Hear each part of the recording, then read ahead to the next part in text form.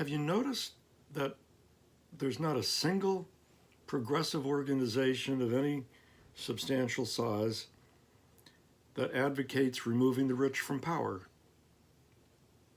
Now, that's a pretty curious thing, don't you think?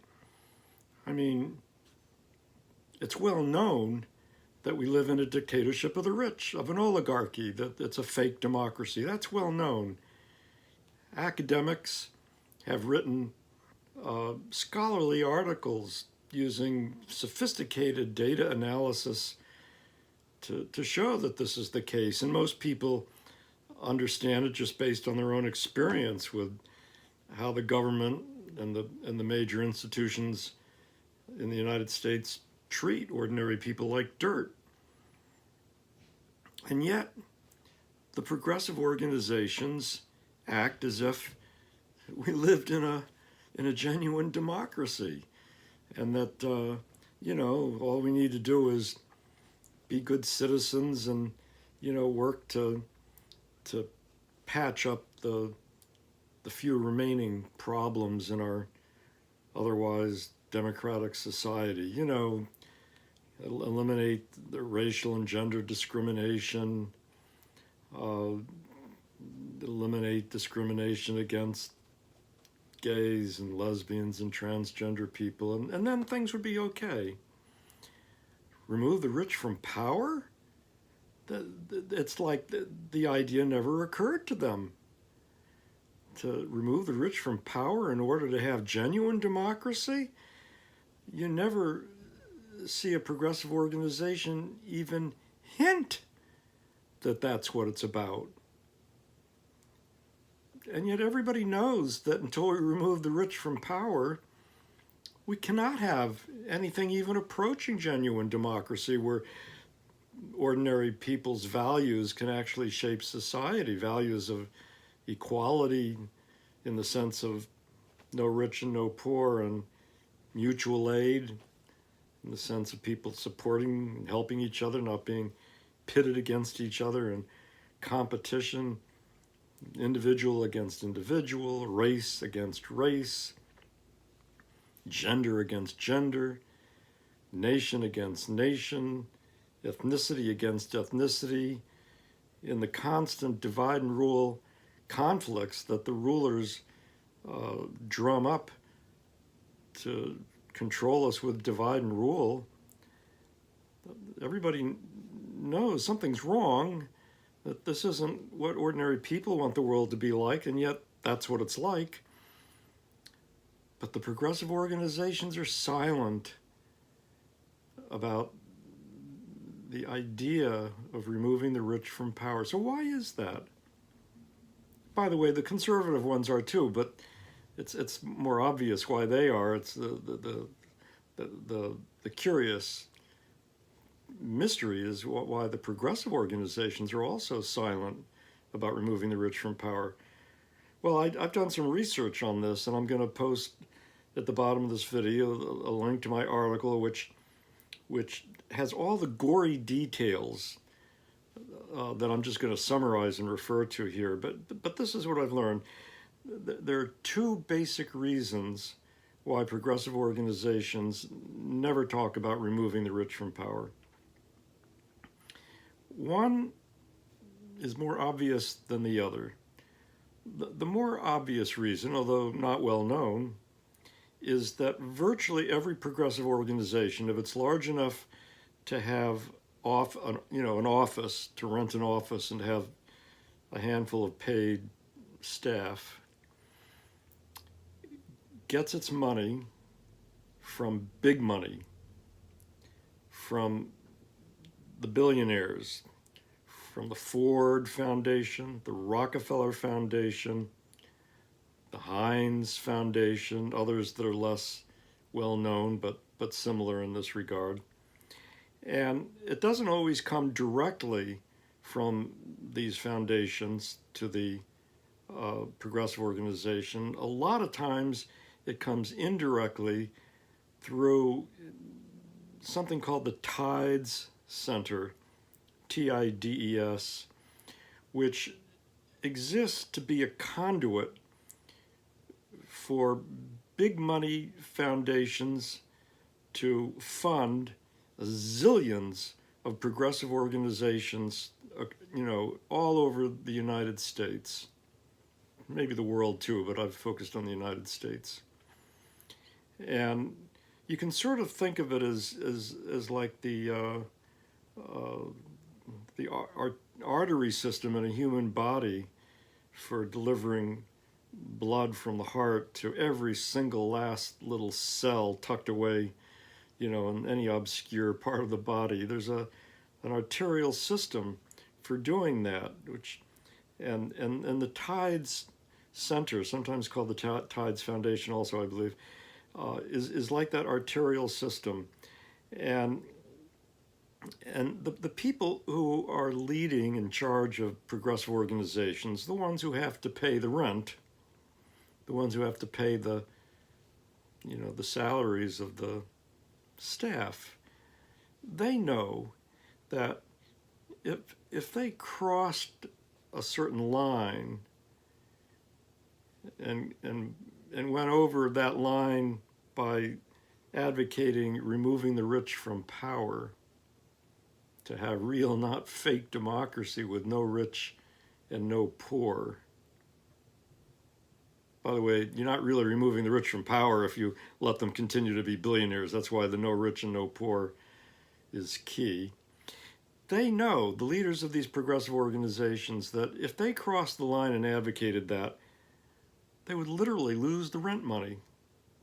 So they don't. But that still leaves another curious fact to explain, which is, how come the rank and file never demand that the leaders of their organization advocate removing the rich from power? It's not because the rank and file don't want to do that. They do. I've asked rank and file members of various organizations, like at a rally for the $15 minimum wage, where all the people who were there were part of the movement for it, and they were listening to speeches given by the leaders of the movement at this rally. And I went from person to person, and I asked them about, how they feel about removing the rich from power, to have real, not fake democracy with no rich and no poor. And all of them thought it was a wonderful idea. I even had a statement called This I Believe, which says that, and was asking them to sign it. And they were signing it as individuals. But they didn't have any desire to complain about their leaders being silent on that question. And this is why. Because the rank and file think that it is a wise decision for their leaders never to advocate removing the rich from power. And the reason they think that is that they think that if the organization advocated removing the rich from power, that it would lose support from the general public.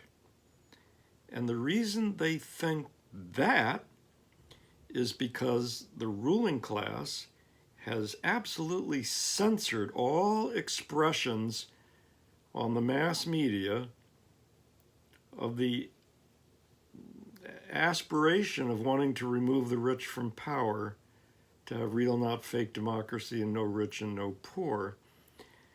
And so you never see that idea expressed in the magazine you read, the newspaper you read, the radio you listen to, television show you listen to. You never see that idea expressed.